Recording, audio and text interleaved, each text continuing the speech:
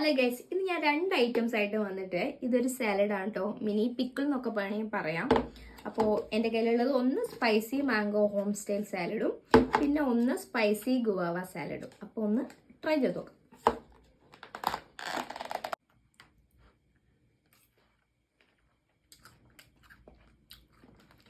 ഇത് അത്ര സ്പൈസി അല്ല, നോർമൽ നമ്മൾ പേരയ്ക്ക മുളകും ഉപ്പും ഒക്കെ ഇട്ടിട്ട് തിന്നുന്ന അതേ ടേസ്റ്റ് ആട്ടോ. ഭയങ്കര സ്പൈസി എന്നൊക്കെയാണ് ഉള്ളത്, പക്ഷെ അത്രയ്ക്ക് സ്പൈസി അല്ല. ഇനി അടുത്ത മാംഗോ.